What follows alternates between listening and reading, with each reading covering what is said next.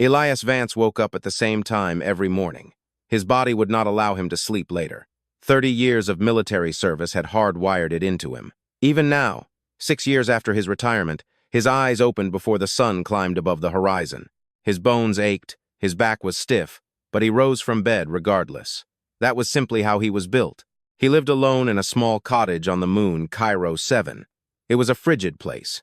The air was thin, and the wind never ceased its mournful howl. Most people avoided such a desolate corner of the galaxy. That was precisely why Elias had chosen it. He had witnessed too much death. He had caused too much of it himself. After 30 years of war, blood, screams, and the suffocating silence that followed the battles, he wanted nothing more than peace. Cairo 7 gave him that peace. His cottage was small but cozy. He had a kitchen, a bedroom, and a room where he kept his books. He had a fireplace fueled by synthetic logs. He had a window looking out over frozen plains. And every morning, he brewed tea. It was a simple act: water, leaves, heat, but it reminded him of Earth. It reminded him of his wife, Maria, who had died 15 years ago while he was fighting somewhere among the stars. It reminded him of a home he could never return to. The kettle whistled. Elias poured the water into a mug and watched the steam rise. Outside, the sky was shifting from black to gray. Another day on this ice-locked rock. He put on his coat and stepped outside. The cold struck instantly. It was the kind of cold that seeped through clothing, biting into the skin and sinking into the marrow. Elias had felt worse. During the Battle of Arcturus, the life support system had failed for 3 hours. 20 men had frozen to death right beside him. He had survived by burning everything that would catch fire. This chill was nothing compared to that. He walked along the path leading from the cottage to the checkpoint. The checkpoint was about 200 meters away, a small structure of gray metal built on the border between human space and Draconian territory. Long ago, it had been a place of significance. Diplomats arrived here, soldiers stood watch, and ships were cleared for transit. Now, it was forgotten. The wars had ended, the treaties signed. No one cared about this tiny moon anymore. No one, except Elias and one other. He saw her, standing at her post, just as she did every morning. Satira. That was what he called her. Her real name was impossible to pronounce with human lips. It was a sound like cracking ice and howling wind, with something deeper beneath that human ears could not fully register. Satira was a Draconian. Her people had roamed the spaces between the stars for 1,000,000 years. When humans were still living in caves and hunting with sharpened stones, the Draconians had already built empires across thousands of worlds. They were ancient, powerful, proud, and cold. And not just by temperament. Their bodies were cold. They were cold-blooded, much like the reptiles of ancient Earth. They could not generate their own internal heat. In warm climates, they were fast, strong, and dangerous. In the cold, they slowed down. They became lethargic. If it grew cold enough, they would simply freeze into a state of suspended animation. Cairo 7 was very, very cold. Satira stood nearly 2 meters tall. Her scales were the color of deep sapphires, dark blue with hues of purple that shimmered in the light. She had 2 arms and 2 legs like a human, but her body was entirely covered in those beautiful armored scales. Her face was long and narrow, with a snout reminiscent of the dragons from human fairy tales. Her eyes were golden with vertical pupils, like a cat's. Currently, those eyes were barely open. Frost coated her scales. Ice hung from the ridges upon her head. Her breath was slow and shallow, a white mist in the biting air. She looked like a statue, a beautiful, frozen statue. Elias had watched her stand like that for months when he first arrived. He did not speak to her, nor did he approach. Draconians did not care for humans.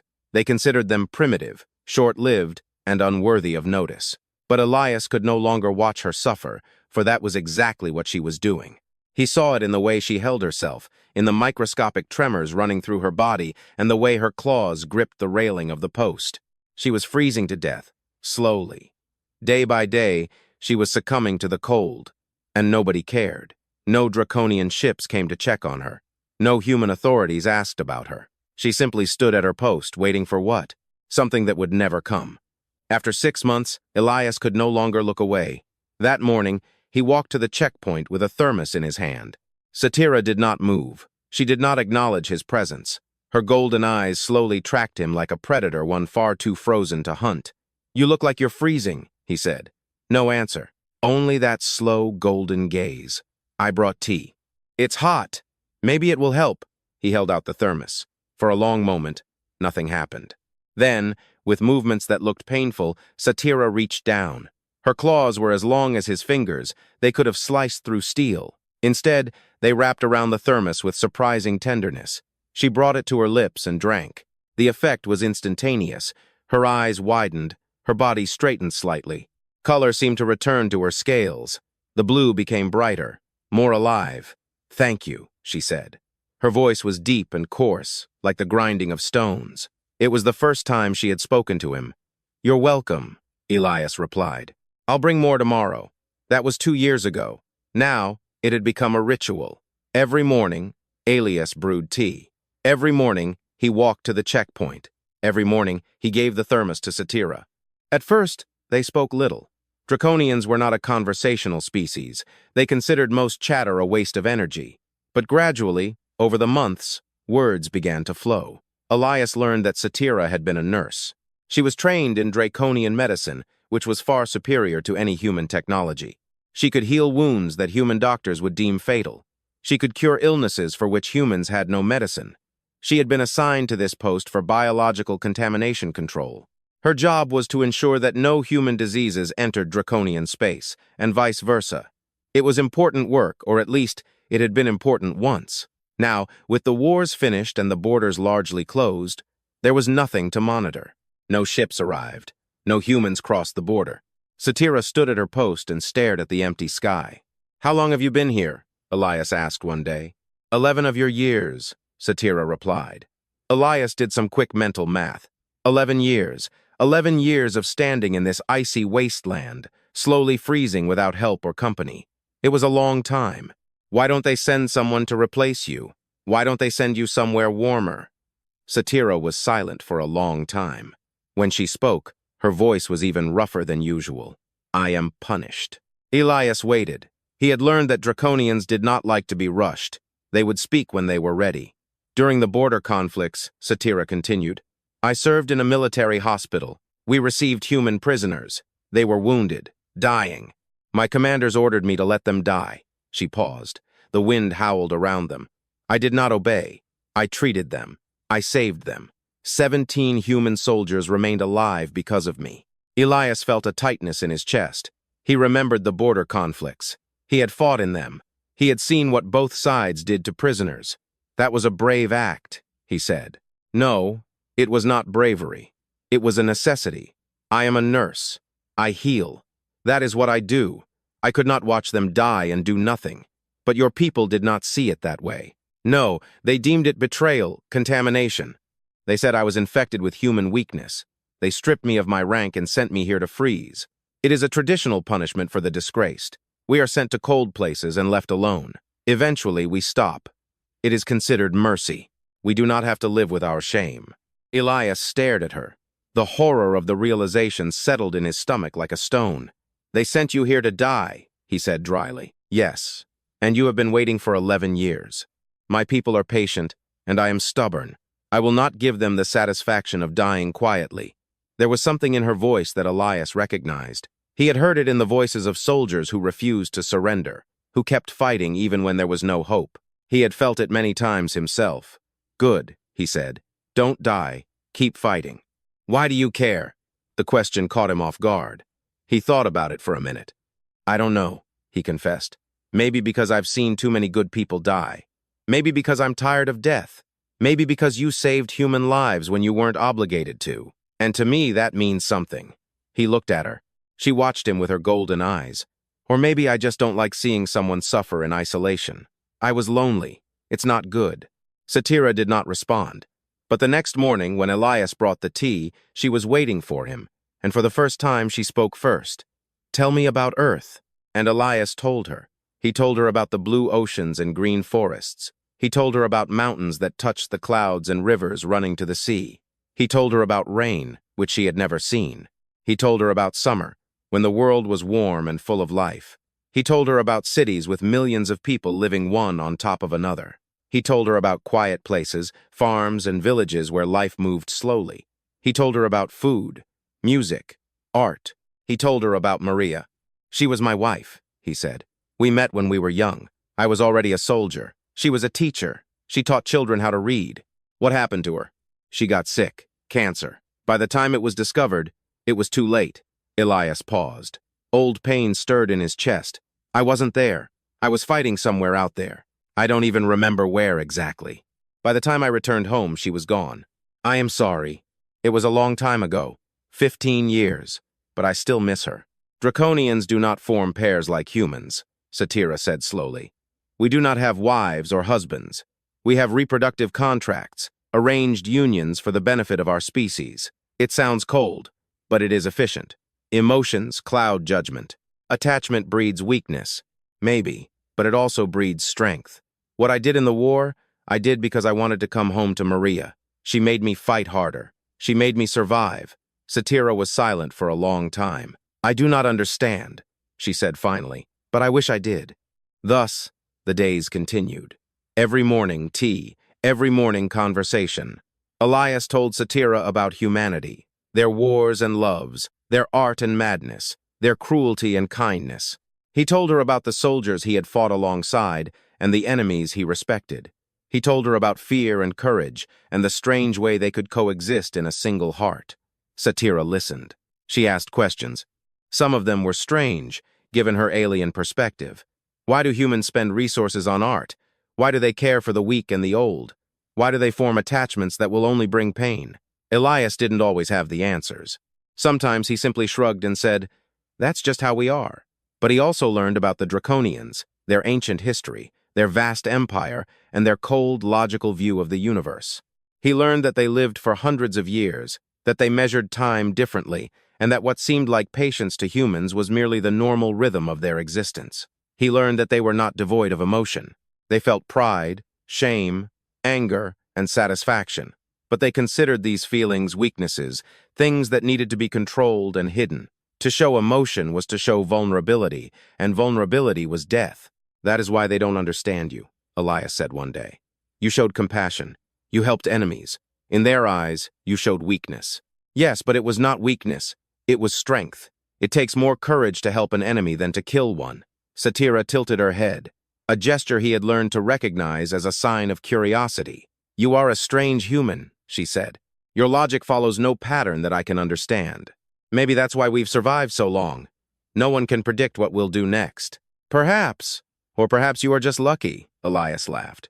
It was the first time he had laughed in years. Maybe both. Most likely both.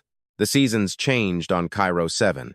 It wasn't that the changes were noticeable, it was very cold, then extremely cold, then back again. But Elias noticed that Satira stood a little straighter as the months passed.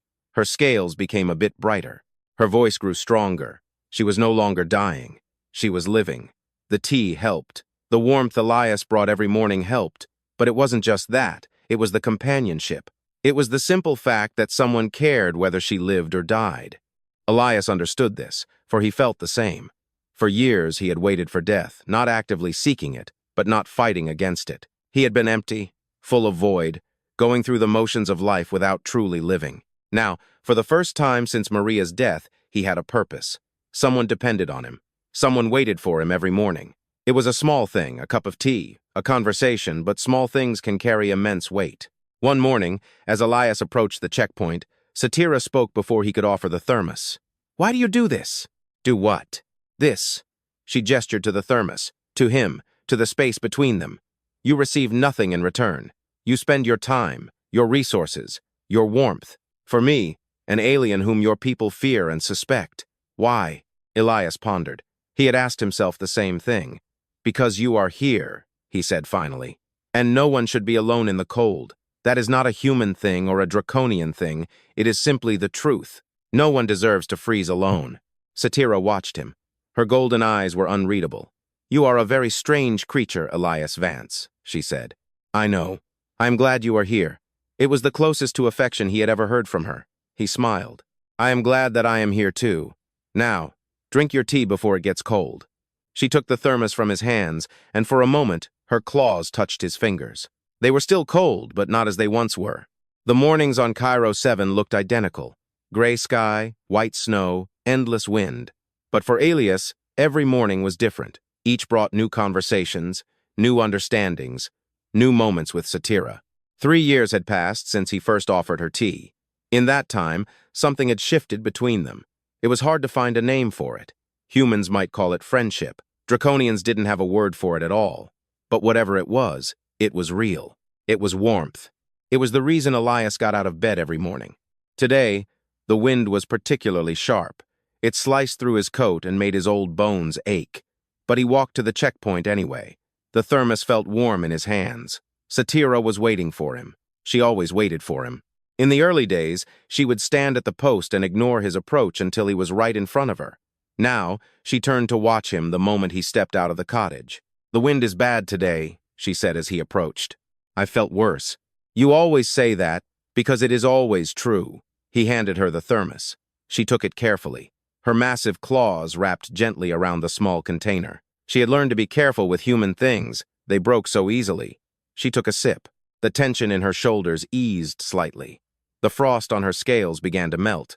"Tell me more about your wars," she said. It had become their pattern. Elias spoke. Satira listened. Sometimes she asked questions. Sometimes she offered her perspective, but mostly she just listened. "Which war do you want to hear about?" "The one that made you tired."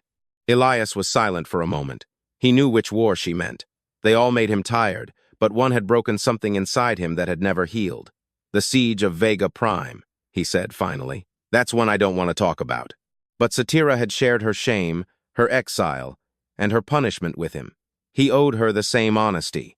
It was the 3rd year of the Syndicate War. The Syndicate had seized the colonial world of Vega Prime. 20 million civilians. They used them as human shields. They knew we wouldn't bomb a planet full of our own people. He paused. The memories returned. He suppressed them. "We sent in ground troops instead. I was a commander then. I led 3,000 soldiers into that hell. The fighting was house to house, room to room. Every building was a fortress. Every street was a killing field. How long did it last? 7 months. We lost 2,000 soldiers in the first 3 months. By the end, I had 400 left. And the civilians?" Elias closed his eyes. 17 million survived. 3 million did not. The wind howled. Neither of them spoke for a long time. "I killed a lot of people during those 7 months," Elias continued. "Enemy soldiers, yes, but also others who got in the way. People who were in the wrong place. People who looked like a threat but weren't. You were trying to survive. That's what I told myself. That's what everyone told me. But I still see their faces. When I close my eyes, I still hear their screams." Satira was silent for a long time. Then she did something she had never done before. She leaned over and placed a massive claw on his shoulder. The weight was immense, but the gesture was tender. "I understand," she said. "I have faces, too. Voices. Those I couldn't save. Those who died while I watched. They do not go away. How do you live with it?" "I don't know, I just keep living. Maybe that's the only answer? We keep going. We carry them with us and try to be better." Elias looked at her. Her golden eyes were soft, understanding. "You are wiser than you pretend," he said. "And you are kinder than you want to seem. We both hide things." He laughed.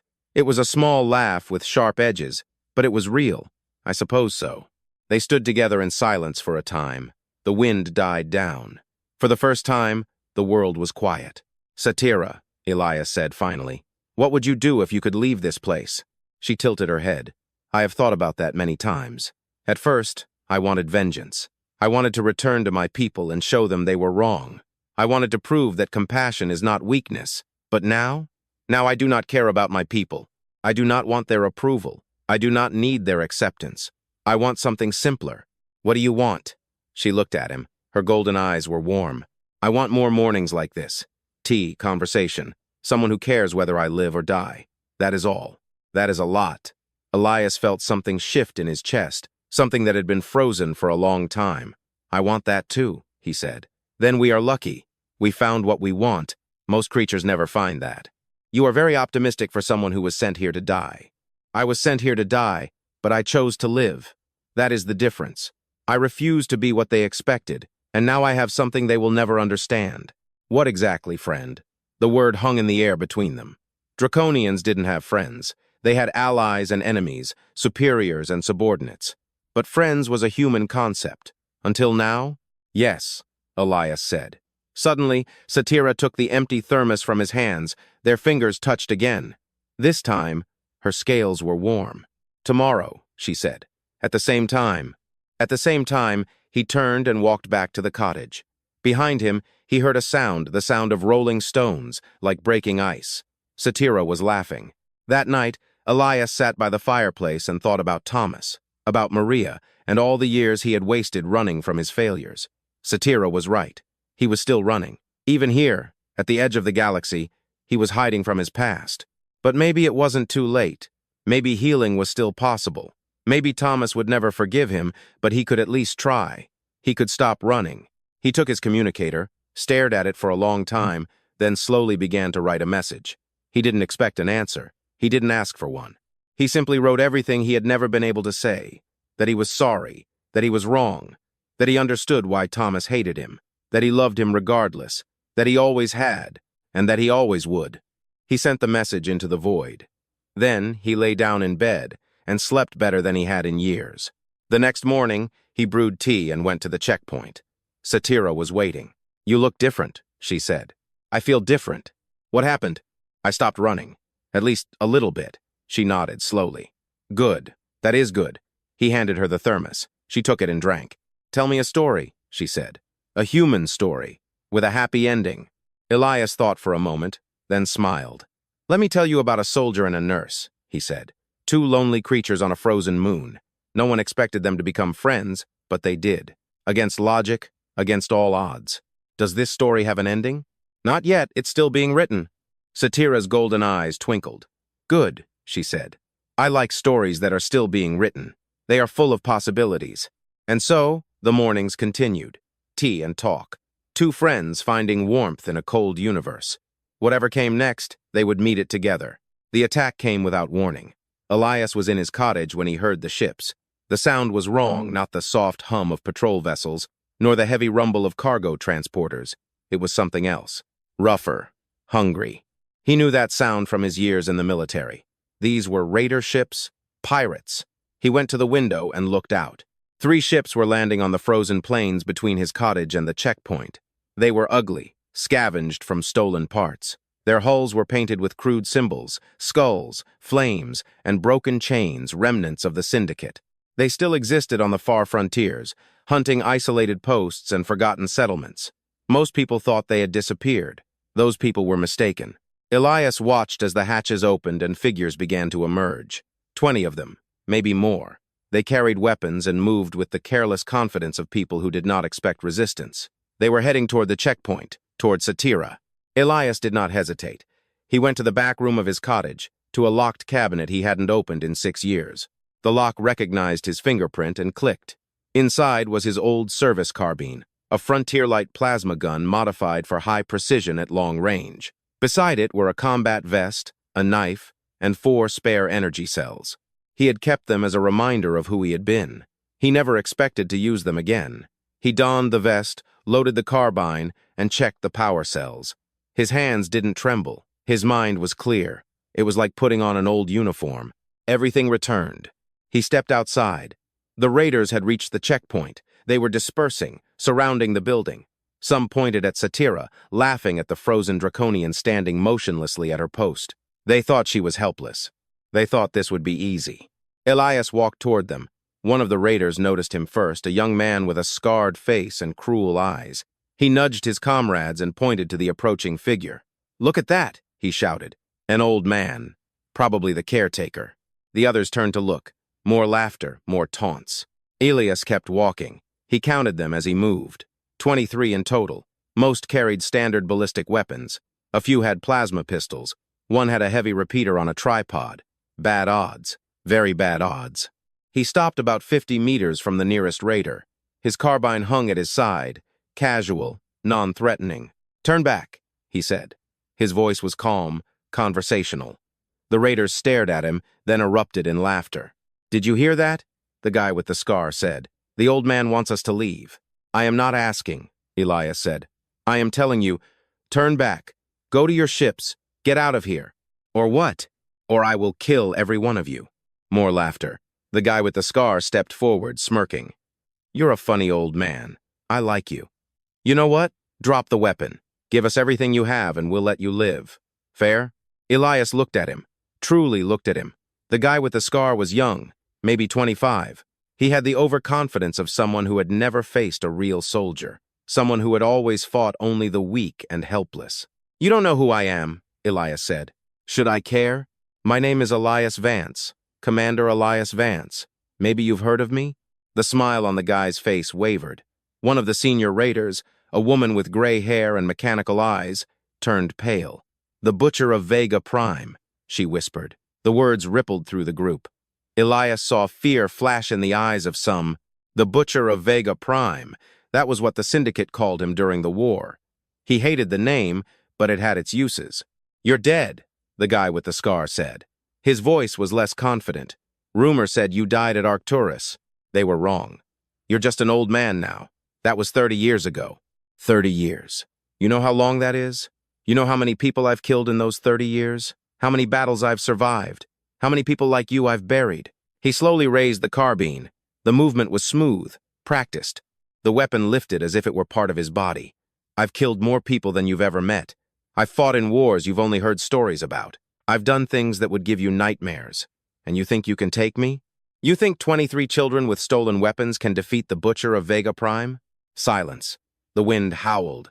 The raiders looked at each other in uncertainty. Leave, Elias said. This is your last chance. The face of the guy with the scar twisted. His pride was stronger than his fear. Kill him, he said. What happened next would later be called the 7-Minute War. It wasn't a war. It was barely a skirmish.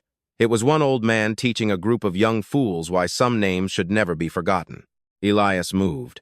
The first shot caught the guy with the scar in the chest. The second hit the woman with the mechanical eyes. The third and fourth killed the men setting up the heavy repeater. Then he was among them. They expected him to stand in place, trading fire from a distance. They did not expect a 60-year-old man to charge straight into their ranks. Elias was not just a soldier. He was a specialist in close-quarters combat. He had trained for decades in methods designed to kill quickly and quietly. The carbine was for distance. His knife was for up close. He ducked under a stray shot and drove the knife into a gunner's throat. He spun and fired twice, dropping 2 more. A woman came at him with an electric stun baton. He broke her arm and used her as a shield while he killed 2 more behind her. They were screaming, panicking now, firing randomly. Half of them were hitting each other. Elias moved through them like a ghost. Every shot was precise, every strike lethal. He felt no anger, no fear. He simply felt that cold clarity that had kept him alive for 30 years of war. But he was old, and there were too many of them. A stray shot hit him in the side. The pain was sharp and hot. He stumbled. Another shot grazed his shoulder. Blood began to soak his vest. He kept fighting. He killed 3 more, then 4. But they were surrounding him, closing the ring. The carbine was empty. The knife was stuck in someone's chest. 3 remained. They had him cornered against the wall of the checkpoint. Their weapons were raised, hands shaking. "Drop it," one of them said, his voice cracking with fear. "Just drop it." Elias assessed his options. He could probably take one of them before they killed him. Maybe 2, but not all 3. This was the end. He had lived longer than he had expected anyway. Then he heard a roar. It was a sound unlike anything the raiders had ever heard. Deeper than thunder, louder than a ship's engine, more primal than anything born of technology. It was the sound of an apex predator waking from a long sleep. Satira. The wall of the checkpoint exploded outward. The Draconian nurse burst forth like a force of nature. Her scales changed color, shifting from deep blue to flaming crimson. Her eyes were no longer golden. They were red like fire. She moved faster than anyone her size should be able to move. The first raider didn't even have time to scream. Her claws sliced through his chest and tore him in half. The second tried to run. She grabbed his head and crushed it like a ripe fruit. The third fired his weapon straight into her face. The shots bounced off her scales. She lifted him with one hand and glared at him. He was weeping, begging, promising to do anything if she would only let him go. Satira opened her jaws and bit. Silence. Elias slid down the wall. Blood was pooling beneath him. His vision was darkening at the edges. Satira turned to look at him. The crimson color faded from her scales, replaced by deep blue again. The fire in her eyes dimmed back to gold. "Elias," she said. Her voice was rough. I'm okay," he tried to say, but the words came out as a whisper. She covered the distance between them in 2 strides. She knelt beside him, her massive body curled around his broken frame. "You are dying," she said. "Probably. I won't let it." She picked him up as if he weighed nothing. She carried him inside the checkpoint, to the medical equipment that had sat idle for 14 years. Elias drifted in and out of consciousness. He felt needles. He felt warmth. He felt Satira's claws, incredibly gentle, working to save his life. "Stay with me," she repeated. "Stay with me, Elias. You cannot die. Not today. Not like this." He wanted to tell her that it was okay, that he had lived a good life, that he was glad to have known her, but the darkness was too heavy. It pulled him down and away. The last thing he heard was Satira's voice, rough and desperate, full of something he had never heard from a Draconian before. Fear. True fear. The fear of losing someone she loved. Then, there was nothing. Elias woke up 3 days later in a medical bay he didn't recognize. The walls were white, the lighting soft, the machines buzzing quietly around him. His first thought was that he was dead. His second, that death was surprisingly comfortable. Then, a face appeared over him. Human, young, female. She was in a military uniform with medical insignia. "Commander Vance," she said. "Welcome back." He tried to speak. His throat was dry. She gave him water. "Where am I?" "The Mercy of Youth. A patrol ship. We received your emergency signal and arrived as fast as we could." Emergency signal. He had forgotten he still carried his. It must have activated automatically when he was wounded. "Satira," he said. "The Draconian. Is she alive?" "Barely." The doctor's face was complex, a mixture of surprise and concern. "When we arrived, we found you inside the checkpoint. You were stable. All your wounds had been treated. The Draconian was wrapped around you like a cocoon. She used the heat of her own body to keep you warm, to save your life. By the time we arrived, she was almost frozen. Her body temperature was critical. Another hour, and she would have died." Elias closed his eyes. She had burned every calorie of heat she had stored over the last 3 years. She had given everything to save him. "I need to see her." "Commander, you have been through severe trauma. You need to rest." "I need to see her." The doctor hesitated, then nodded. They brought him to her room in a chair. Satira lay on a massive medical bed, surrounded by heat lamps and thermal coils. Her scales were dull. Her eyes were closed. She looked small, somehow fragile. Elias reached out and touched her claw. It was cold. "She asked about you," the doctor said quietly. "Every time she wakes, even for a moment, she asks, 'If he is alive, tell him I am here. Tell him I am not going anywhere.'" The doctor nodded and left them alone. Elias sat by her bed. He held her claw in both hands, trying to share whatever warmth he had. "You foolish, brave, wonderful creature," he whispered. "You almost killed yourself for me." Her eyes opened slowly, golden, but dim. "Elias," she said. Her voice was barely audible. "I am here. Are you alive?" "Yes, thanks to you." "Good." A pause. "That is good." Her eyes closed again, but her claw squeezed slightly around his hand. They stayed like that for a long time. An old soldier and a frozen nurse, 2 creatures who had saved each other from the cold. Rumors spread, as they always do. The story of the 7-minute war reached the news networks. A retired commander and a Draconian exile fighting shoulder to shoulder against impossible odds. It was the type of story people loved. Heroic, romantic, strange. Reporters wanted interviews. Officials wanted statements. Everyone wanted a piece of the legend. Elias refused them all. He had no interest in being a hero again. He just wanted to go home.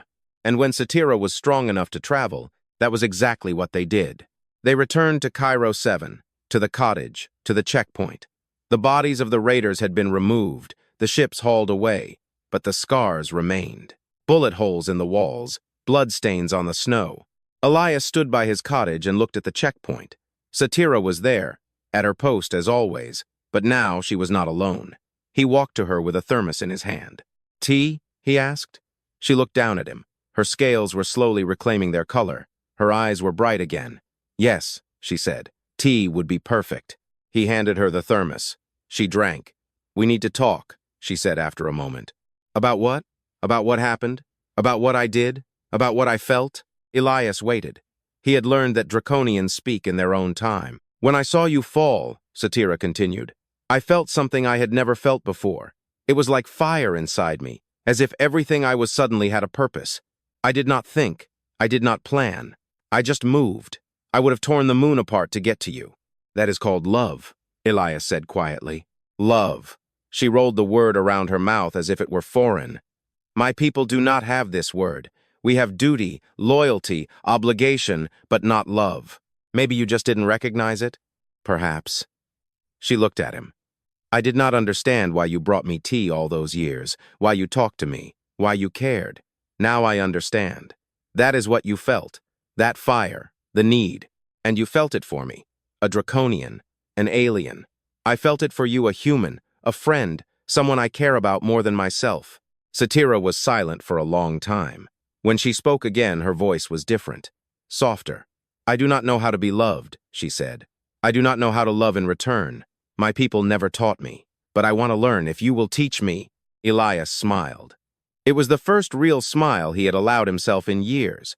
That is not something you are taught, he said. It is something you do, day by day, morning by morning, one cup of tea at a time. Then we will do it together. Together. She reached out and took his hand with her claw. Her scales were warm, and somewhere far away, in the vast cold of space, the galaxy continued to spin. Wars began and ended. Empires were born and fell. Billions of lives flickered in and out of existence. But on a frozen moon, on the edge of everything, two lonely creatures had found something worth living for, and that was enough. 20 years was a long time for a human. For Elias Vance, it felt like a moment and a lifetime all at once. After the raid, everything changed on Cairo 7. The forgotten moon was forgotten no longer. Ships came from time to time, patrol vessels checking on the famous pair, reporters hoping for stories, curious travelers who had heard the legend and wanted to see it for themselves. Most were refused. Elias was not interested in fame. Satira was not interested in spectacle. They wanted only what they had always wanted: peace, silence, and each other. But some visitors could not be ignored. The first arrived 2 months after the raid.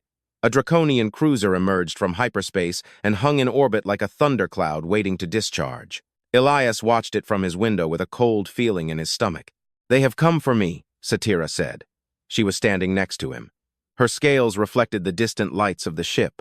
Will you go with them? I do not know. I must hear what they have to say. The delegation arrived the next morning. 3 Draconians in ceremonial armor, their scales polished to a mirror finish.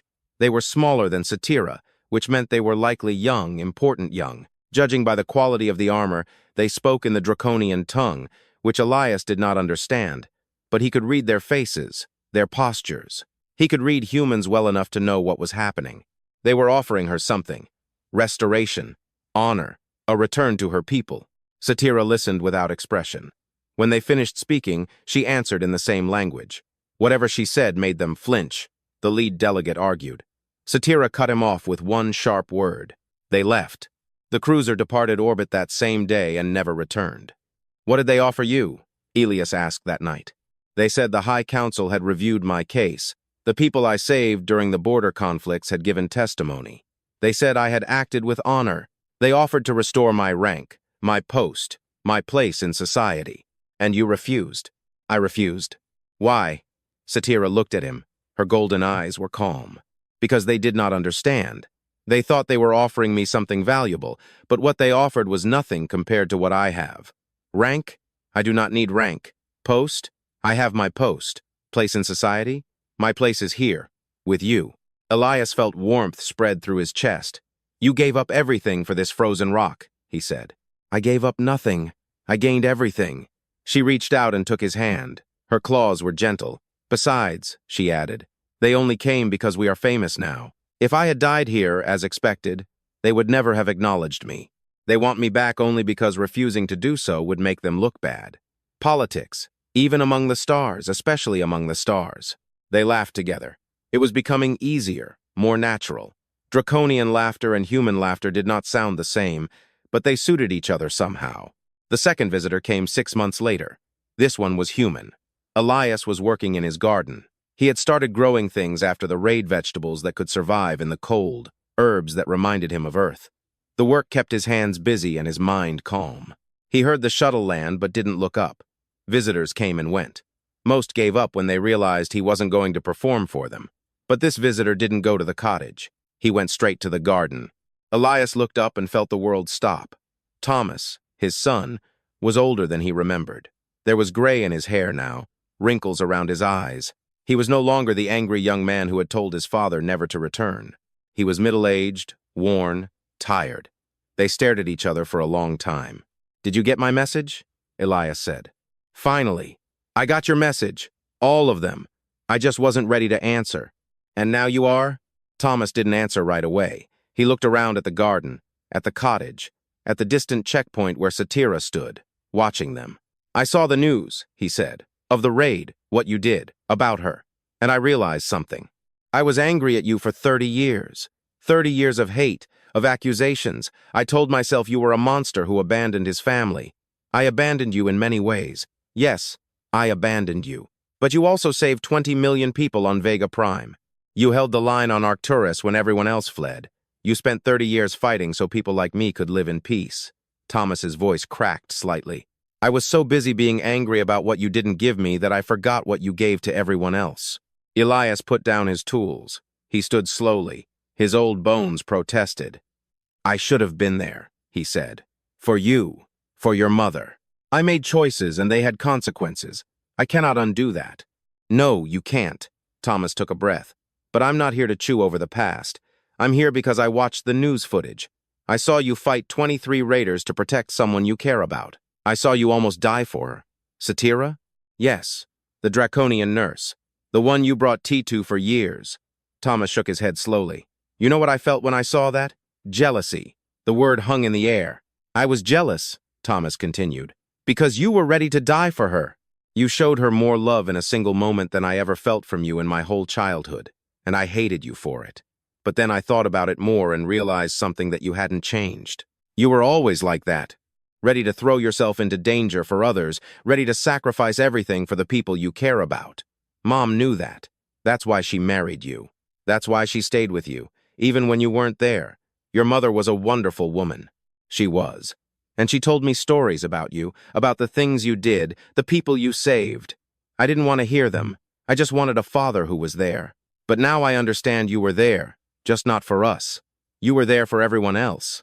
Elias felt tears sting his eyes. He hadn't cried in years. "I'm sorry," he said. "I'm sorry I wasn't the father you needed." "I know. I read your messages, all of them." Thomas stepped closer. "I didn't come here to forgive you. I don't know if I can do that.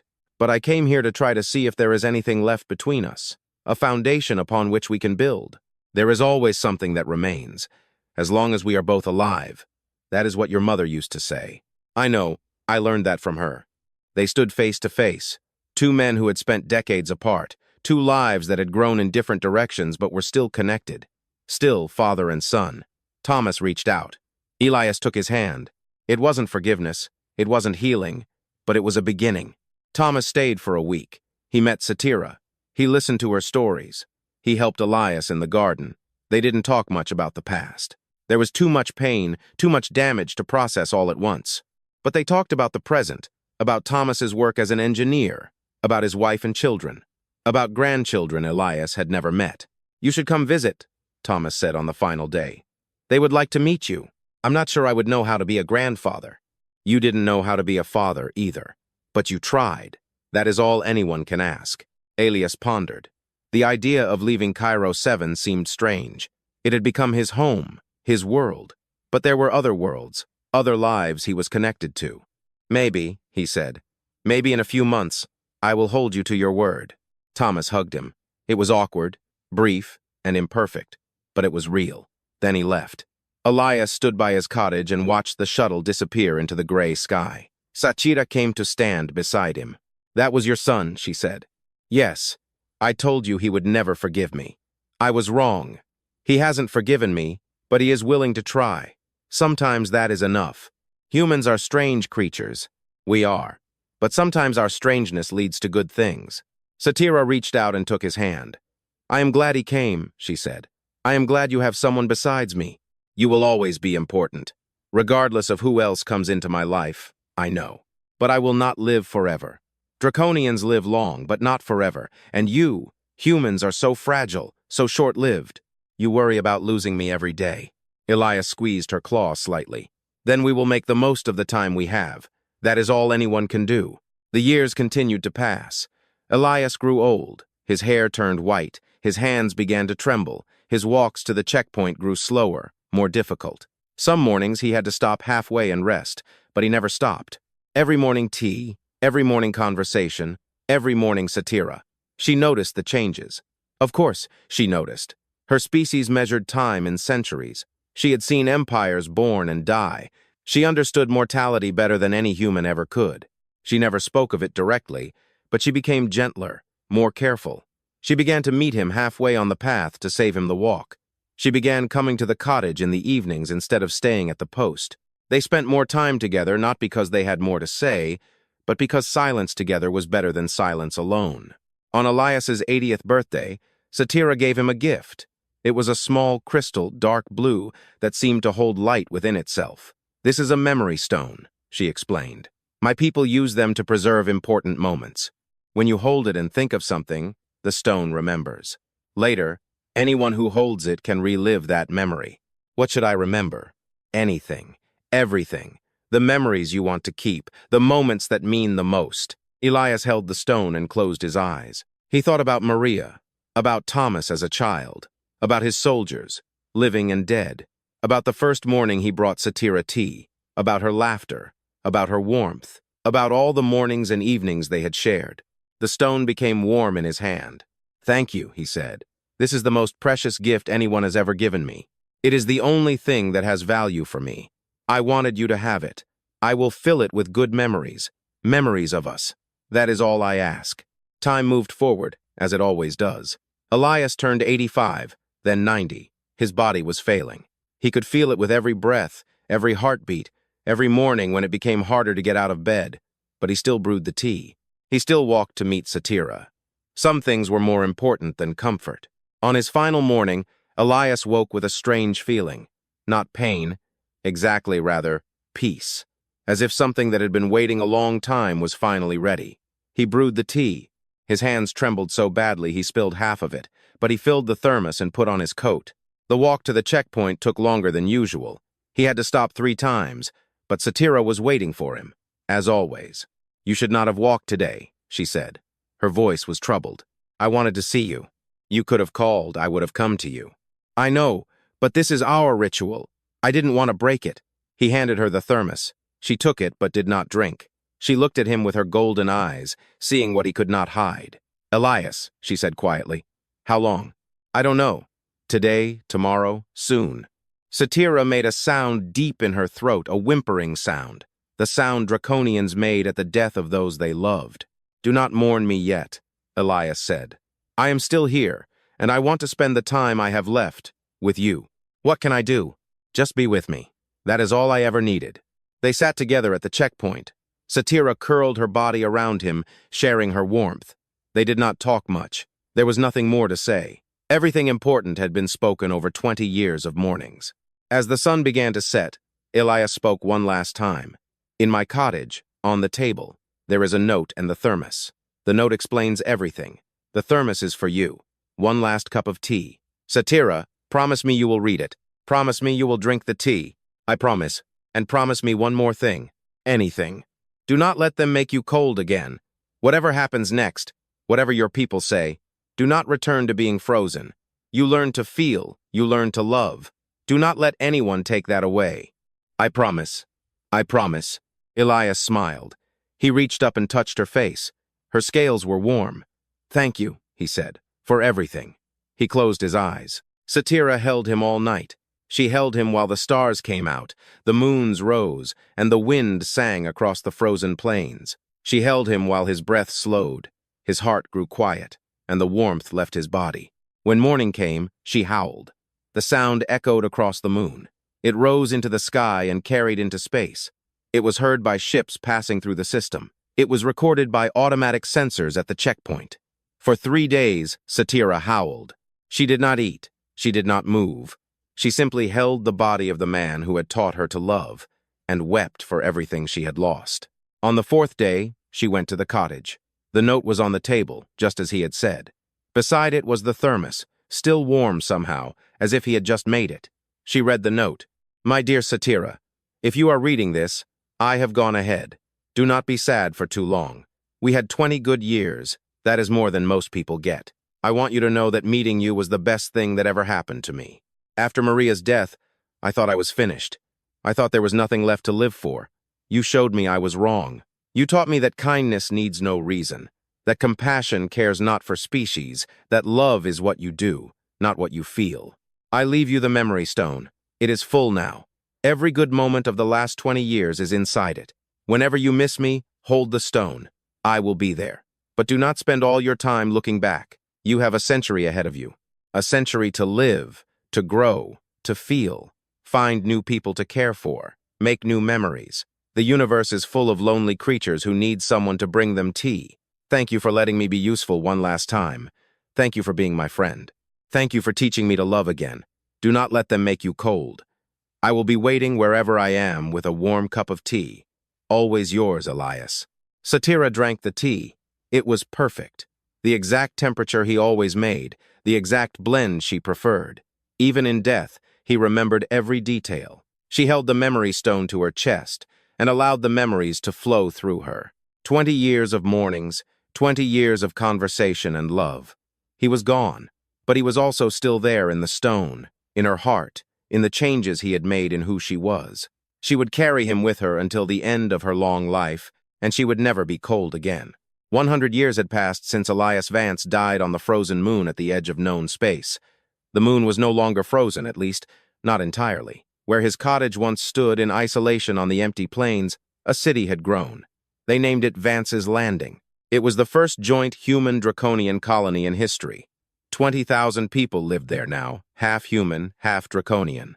They lived in buildings designed for both species, worked in jobs that required cooperation between them, and raised families that would have been impossible a century ago.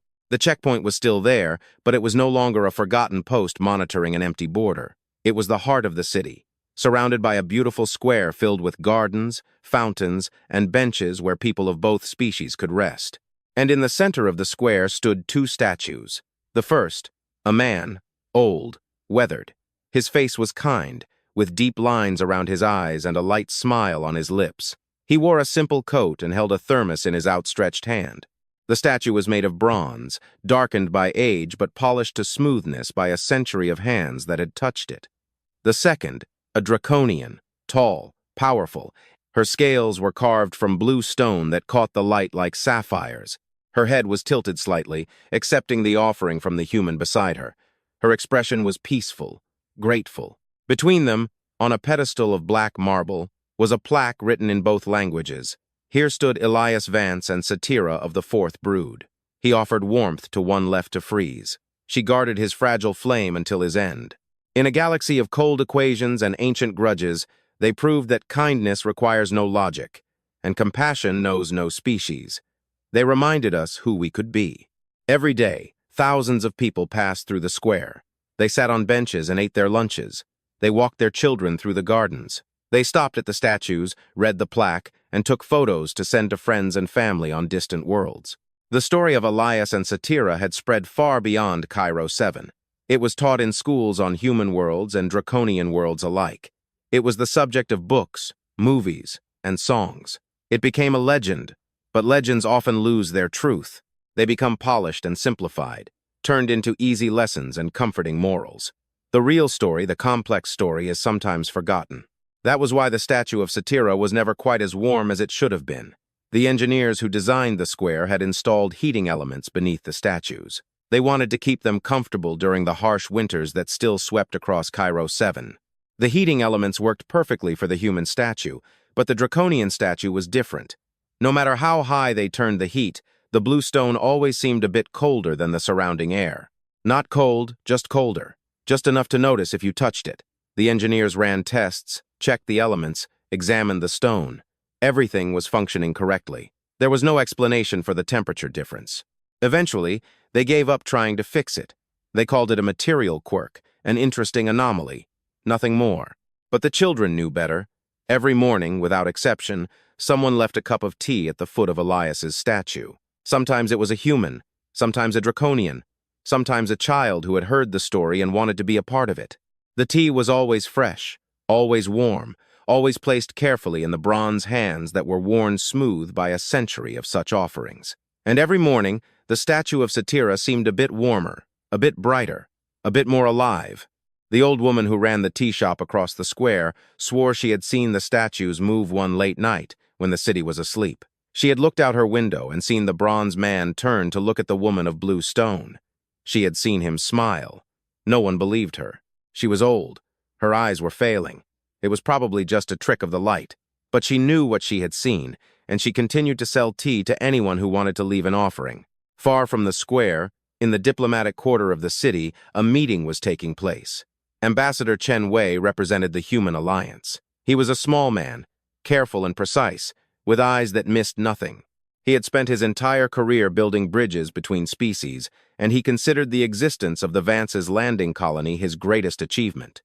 Across the table sat Councillor Trexneck of the Draconian Empire. She was young by Draconian standards, only 400 years old, but she had risen quickly through the ranks. Her scales were deep green, almost black, and her eyes were cold gold.